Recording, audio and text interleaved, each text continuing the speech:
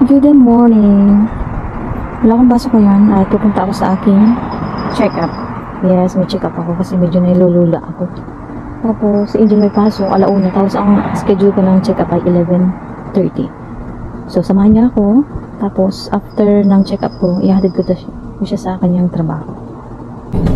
Pupunta na kami. Yan ang aking driver. So, may dala akong kape. Kasi hindi ako uminom o kumain ng something. Baka paanoin ako ng dugo. Baka magpa-blood test ako. Para ready. Kumaya na lang ako kakain. Hindi masyadong traffic ngayon.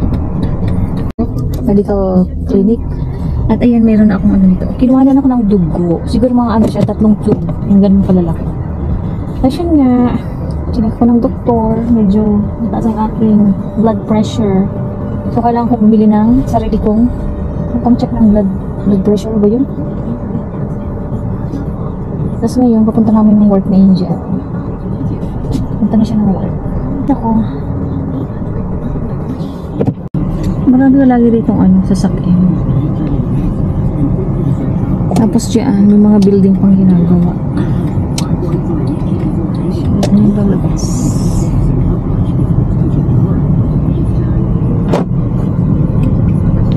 So, ano na kami? Hanapan mo ni si food truck, yung food truck. Somewhere. Hindi kami ba agibanda sa may pakana?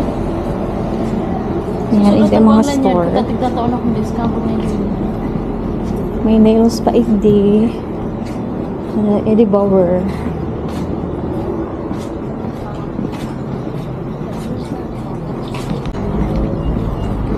Paano kung Mayo? Kasi ano lang siya. Ligwang anti-ends. Sabado, Domingo lang dakol igding food truck. Pero maski everyday kadakol ning tao igdi. May shopping. Sa imutan. Oh, Mayo man baga, Mayo truck guys. Ano ba? Mayo unyang kasi nga. Bako siyang Sabado at Linggo. Mas matao kaya pag Sabado at Linggo. Friday, Saturday, Sunday. Nasa Indo kami Mayo maning baka ning pagkakan. Grabe init.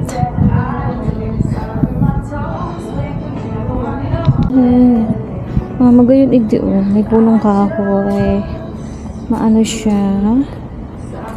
Mapresko. Tapos, na kami sa may furniture store igdi weird. Tapos yun na yung coach. Ano ba? Yun ang restroom. Ay, sus, nag-ikot lang kami. Ay, hindi pa lang sinasabi ni Jill. Hindi, anti-ants.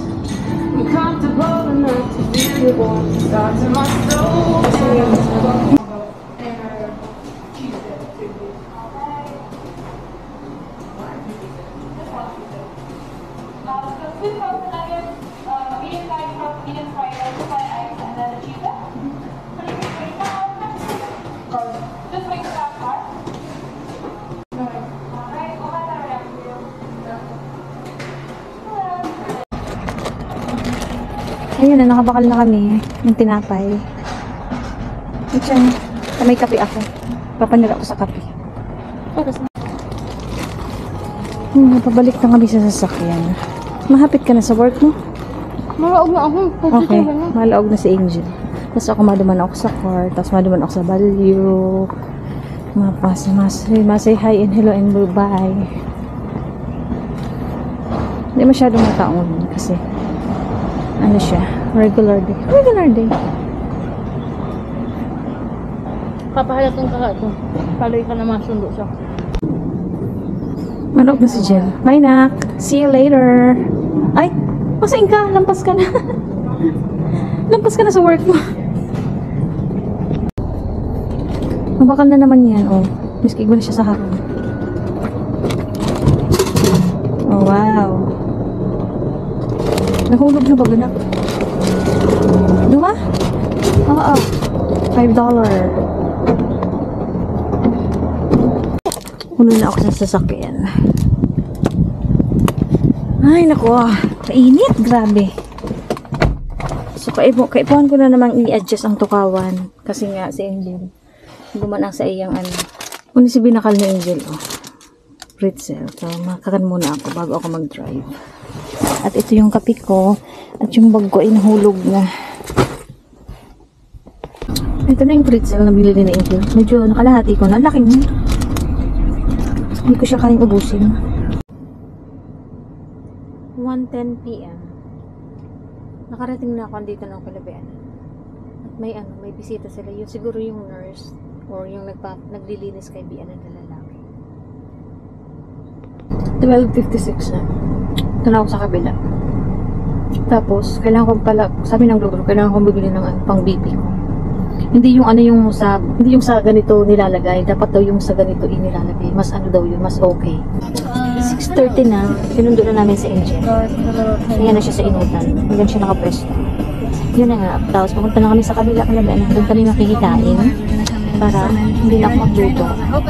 And, ayun. So kami ulit ang Angel. Sa bahay. Gamit ko yung sasakyan. Kaibian ng ini. Ang ginamit ng topic pala ganing gas. Tapos, ang gagamit ni Angel, nag-drive test siya sa DMV.